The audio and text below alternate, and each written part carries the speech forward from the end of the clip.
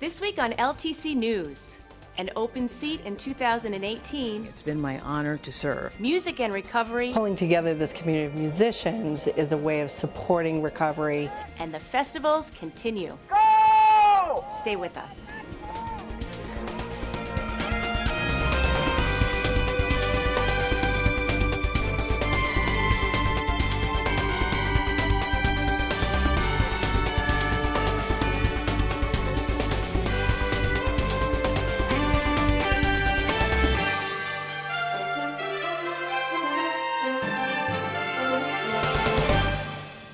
Welcome to LTC News. I'm your news anchor, Alanna Flood.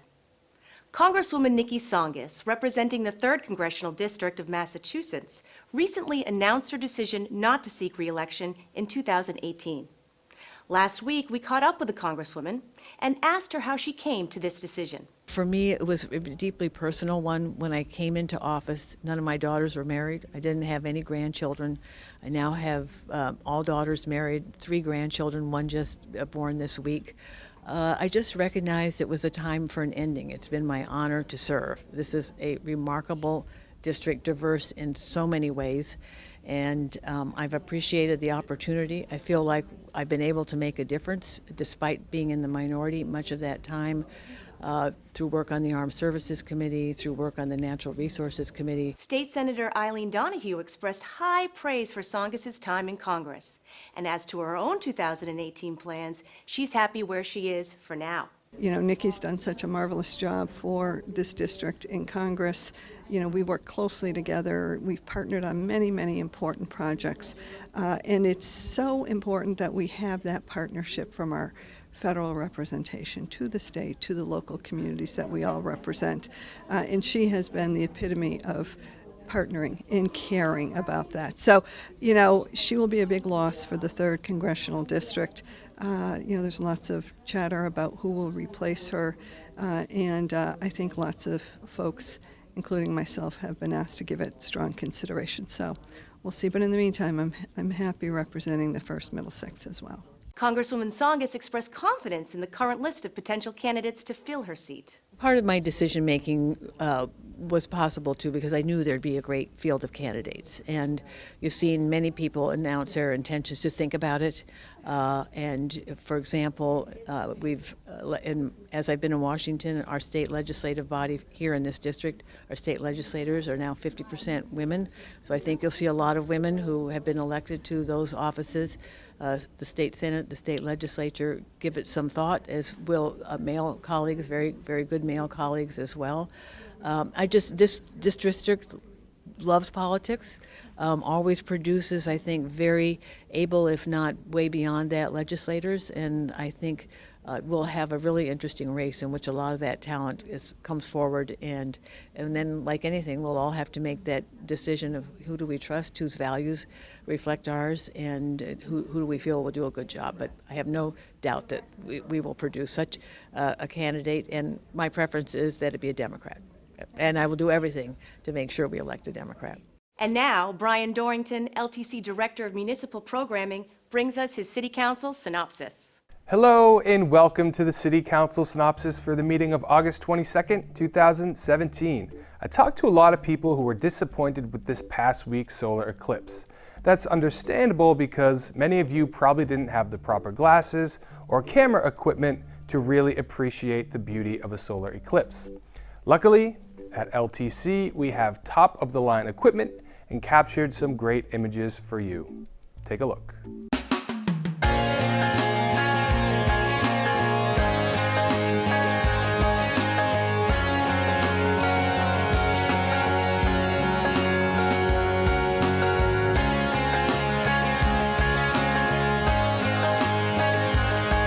If you didn't get a chance to view the once-in-a-lifetime event, don't worry, there will be another solar eclipse 7 years from now in 2024, better known as the Year of the Wood Dragon, according to the Chinese zodiac calendar. The councilors addressed a motion response from Assistant City Manager and DPW Commissioner Thomas Bellegarde pertaining to repairs at the Lowell High School. The top priority for the city administration was repairing the 1922 building's roof at a cost of $1.2 million. Councilors Belanger and Leary questioned the administration on when the gym roof would be repaired because they've heard complaints from residents regarding cancellations of sporting events. City Manager Kevin Murphy explained that the 1922 building roof was being repaired first because it impacts education, but that the gym roof would be next.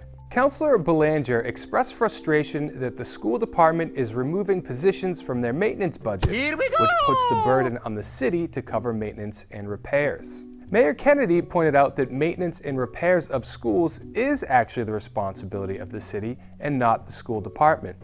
Councilor Rourke inquired about the removal of contaminated soil at the high school. City Manager Kevin Murphy said the removal will be completed by the start of the school year. A few examples of repairs that have already been completed or will be completed before the school year include replaced smoke detectors, plumbing repairs in all bathrooms, ceiling tile replacements, and much more. The council voted to hold a public hearing regarding an ordinance that would ban personal watercrafts on the Merrimack River between the Rourke Bridge and Pawtucket Falls. The public hearing is set for the next City Council meeting on September 12th.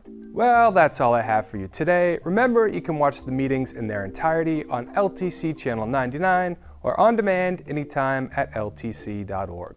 Thanks for watching and be swell. In reaction to the murder of Heather Heyer at a white supremacy rally on August 12th in Charlottesville, Virginia, members of Solidarity Lowell and Action Together Massachusetts turned out for a peaceful protest in downtown Lowell on Friday, August 18th. We are doing a standout against hate so that people in Lowell, particularly people under threat, can feel at least that somebody has their back and that the community supports them. About 30 or so protesters gathered along Arcan Drive to raise signs and take their stand against racism and hate. Hatred, bigotry of all forms is not tolerant here in Lowell and or in America. So I want to join them. I want to join them to send that message. The public stigma that surrounds mental illness is one that can lead to stereotyping and discrimination, as well as limiting the availability of treatment, funding, and resources for mental health recovery. With almost 1 in every 5 people dealing with some type of mental illness, the effects of mental illness on a community can be far-reaching. The Mental Health Association of Greater Lowell seeks to provide both mental health treatment and recovery resources for area residents suffering from an array of mental illnesses.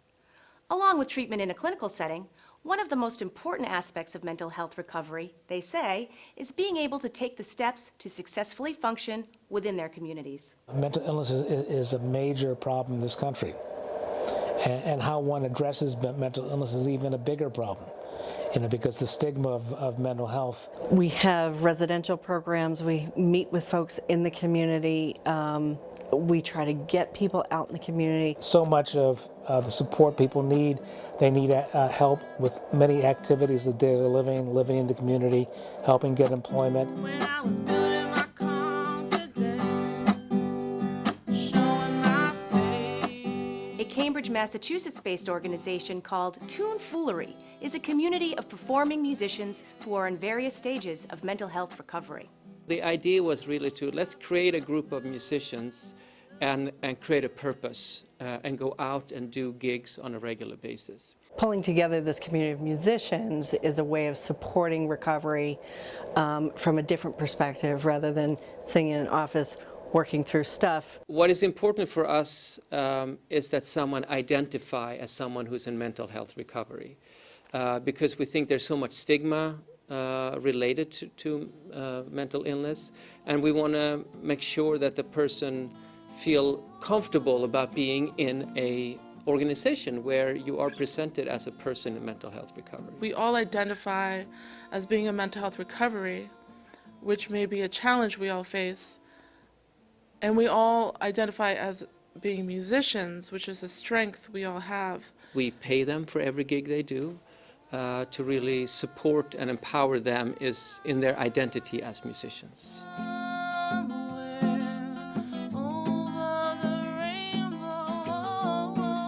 We want to show to our audiences how you can live successfully with a serious mental illness. Since you've come into my life, becoming part of a community that is focused on your talents. Because so much of the mental health system obviously is focusing on what's wrong with people. Tearing down walls, And the system, so to say, is trying to help people get better. We see ourselves as coming on top of that, where we can add more purpose into people's life. it's empowered me to be able to go out into the world and apply for jobs, and it's given me more courage to put myself out there. We want people to connect with the community because it's such an important part of the recovery process. It decreases the rates of rehospitalization, it increases, the potential for employment, increases the potential for long-term stability, and if we can achieve that, help folks achieve that, then the rest is just cake. I really respect every musician who is willing to go out there and share that, because I think that contributes to changing the stigma. For me, it's recognizing that I'm not any different from anyone else. I have challenges like anyone else, and just to stay on the journey, work on myself, and I think I'm doing pretty good. The Mental Health Association of Greater Lowell and Toonfoolery are jointly hosting a fundraising event in Lowell on Thursday, September 7th. Their common goal is to be able to continue to provide resources for those dealing with mental health illnesses. The 2017 Southeast Asian Water Festival took place on August 19th along the Merrimack River on Lowell's Pawtucket Boulevard. The festival is dedicated to the preservation, protection, and sharing of the cultural heritages of Southeast Asian Americans in the Greater Lowell area. In 2002, representatives of Lowell's Khmer, Thai, Vietnamese, and Laotian communities incorporated the festival. Since then, every third Saturday in August, the festival attracts thousands of people from around the country and the world who come to Lowell to celebrate water as it is celebrated in Southeast Asia. They come for the blessings from the monks, the amazing Southeast Asian food, handicrafts, ethnic cultural performances, and the main attraction, the dragon boat races.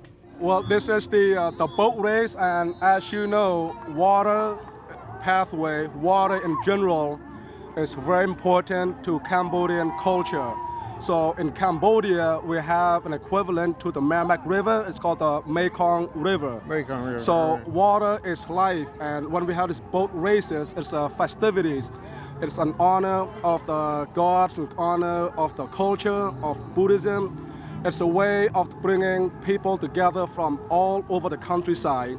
And we're doing this in the same way in Lowell. We're bringing people from all over the city, from all over the state, from all over the United States, and some come from other parts of the world to come today. As you can see, the Southeast Asian Water Festival is an exciting, colorful event celebrating centuries-old music, arts and crafts, culinary delights, and customs, along with contemporary variations. Watch for the Water Festival Highlights program on channels 8 and 95. In more festival coverage, Sunday, August 13th was a beautiful day for the Puerto Rican Festival on JFK Plaza. About 4,000 people attended the celebration of the culture and people of Puerto Rico. Reporter Elizabeth de los Santos was there and brings us this taste of the island.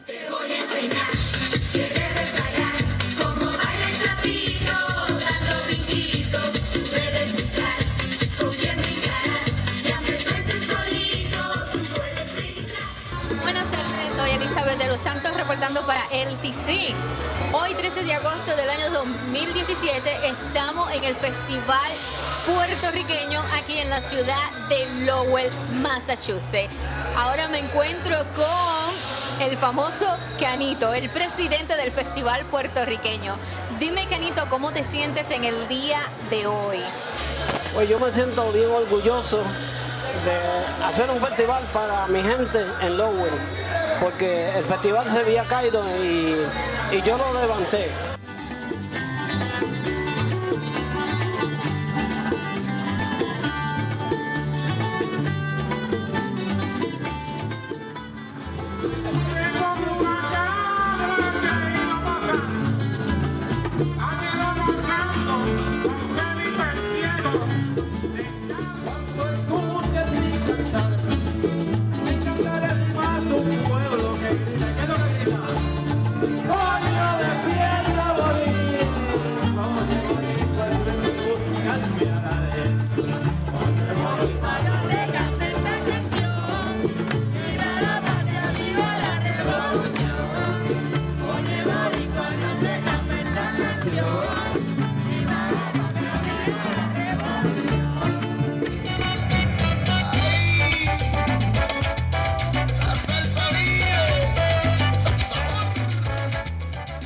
lovely young woman is Indira Luz Maria, who was named the 2017 Queen of the Lowell Puerto Rican Festival.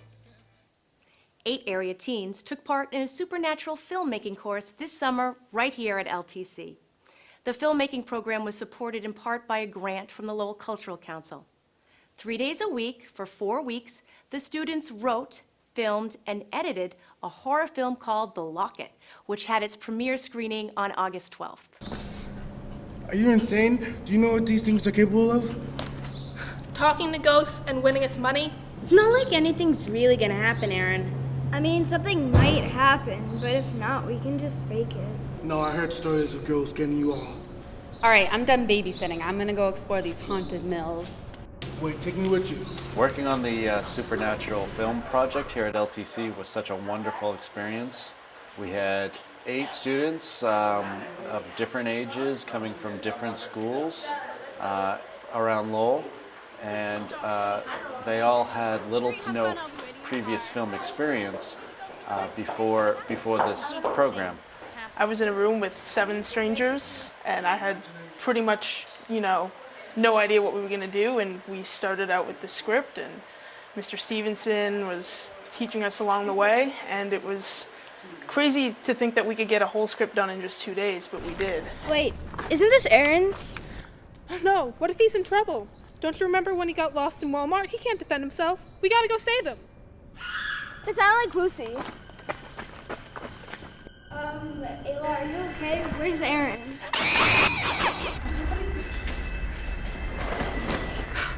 What's going on? Are you insane? You can never be cast the actors, rehearse, scout locations, film on location, and then to edit and bring all this hard work together for a finished project was such an amazing experience. The Locket is currently playing on Channel 8. Check ltc.org for showtimes. Lowell Sun Enterprise editor Chris Scott begins a series of conversation with candidates for school committee. Noelle Creegan joins him for this week's Sunspot.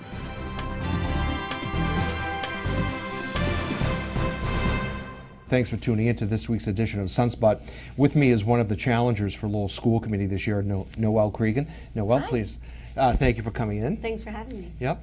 So we only have 10 minutes this week. Usually they give us about 13, so we got to get right to it. Let's go. Tell us why you decided to run for school committee and what you think you can bring to that board, which, by the way, has 2 open seats, so you must be pretty excited about that. I am pretty excited about that. I think it's a great opportunity right now in the city of Lowell to get involved.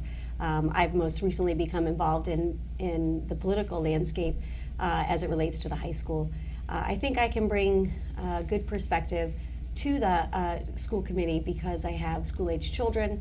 I think I'm very invested in the community and certainly want to make sure that the students within the city of Lowell get the best that we can offer them and provide them. And I think that's always a challenge when you talk about school systems with increasing costs all the time, and then you have city budgets that typically don't increase a significant amount over time. So really how you leverage and use those resources to the best benefit of the students and staff. The Lowell School Committee has made a lot of news lately, not only in relation to the high school, which we'll get to, but its budget. They had to cut the budget the other night by about $620,000. Now, just from an observer's point of view, it seemed to me that there was like nickels and dimes, supplies for teachers, little things like that. So when you saw that, what was your reaction to that? Do you think that there's been proper budgeting going on there or misplaced priorities?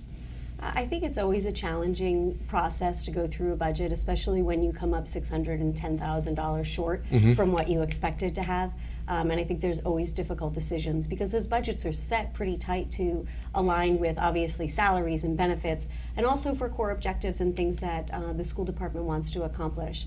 And I think there's been some great progress being made to look at some of the expenses that we have and cut those over time, but they're not going to happen as quickly as we'd like them to happen as citizens. So I think when we're looking at the cuts that were recommended, there was certainly a lot of discussion that went into those decisions. I wasn't thrilled about the cut of personnel or the non-filling of positions, and I think that's a safe way to go. It's a budgeting practice, an exercise, if you will, to say, okay, we're just going to defer the hiring of this position. So with some math specialists, with some library aids. And I tend to agree with some of Robert Gignak's comments around we're really opening ourselves up to inequality or inequities within our schools, and that's a slippery slope that we get onto.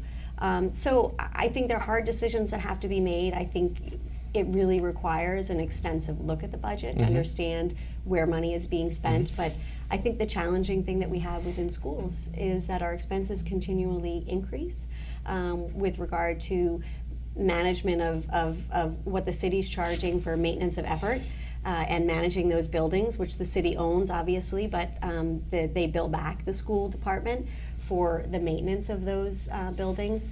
So there's a lot that happens, and there's not a ton of transparency about where that money particularly goes. And I know that's been a lot of discussion between the school committee and the city council. When you look at the administration of Salah Kafawi, the school committee, the superintendent's handling of some fairly high-profile issues like the search for a new high school principal, what kind of feeling do you get from the Lowell School Department? You have one of your kids goes to the Riley, two others go to NDA, but they're going to come back to Lowell High School.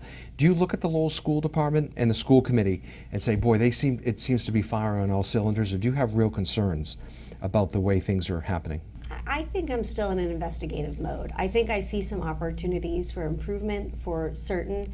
I think when we're looking at the hiring of personnel, and obviously there were some big positions that opened up. We had many principal positions that opened up within the city, and certainly the head of schools position that was vacated by Brian Martin. Call it principal.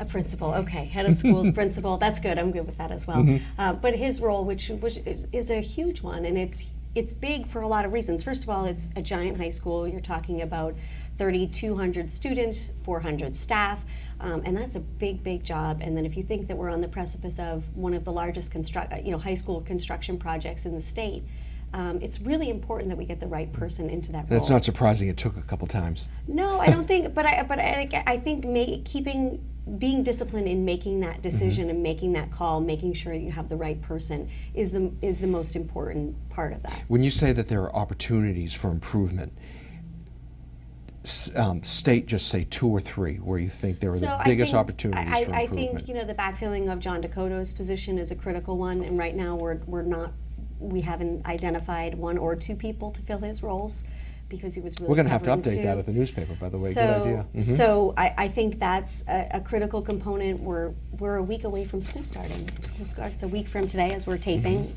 on this Wednesday. So I think we're really at the point where What's a couple more?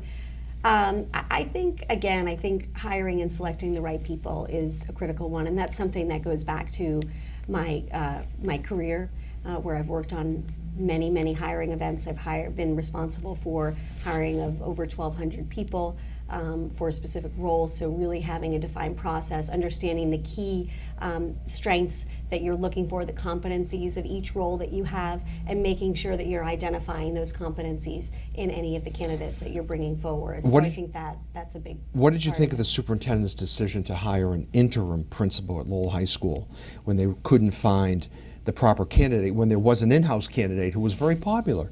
And a lot of people went to bat for her, but there was something there that the superintendent didn't like. Yeah, I think that's really the superintendent's judgment. Again, that's his role to make that determination. He understands from a curriculum standpoint, from an education standpoint, and from a leadership standpoint what that job requires. And that's why he's responsible for making that call, not the school committee or a candidate on the school committee. It's really his call, but again, involving all the right people in that.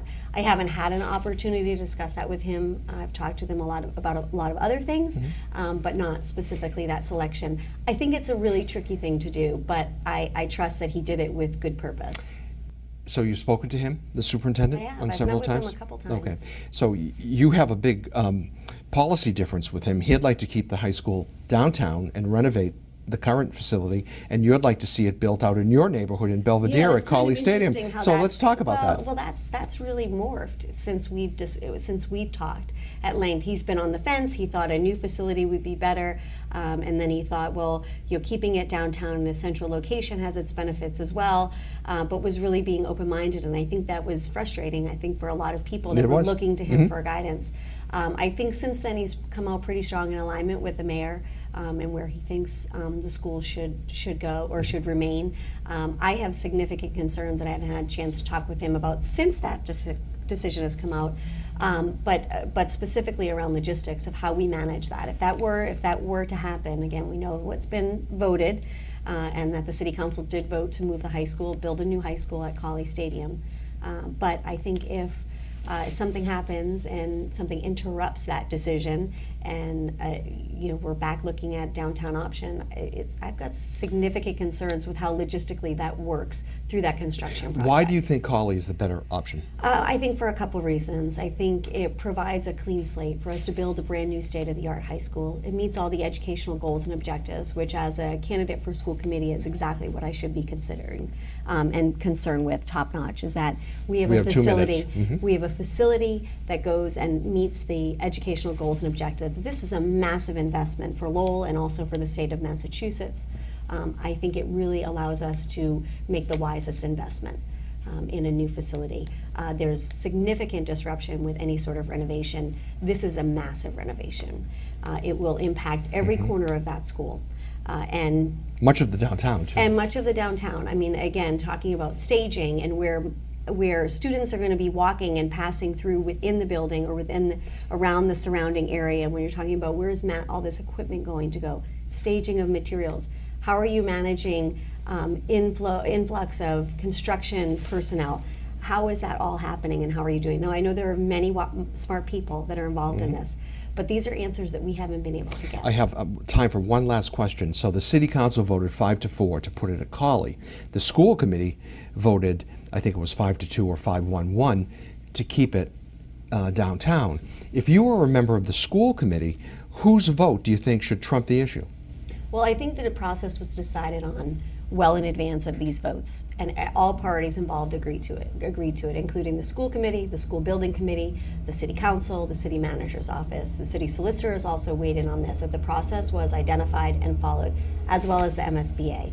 So you're confident the process was followed well? I think the process was followed, and the vote happened. And no one brought up any issue with the process until the vote came in. The city council voted, and there were some people who didn't agree with it that suddenly brought the process into question.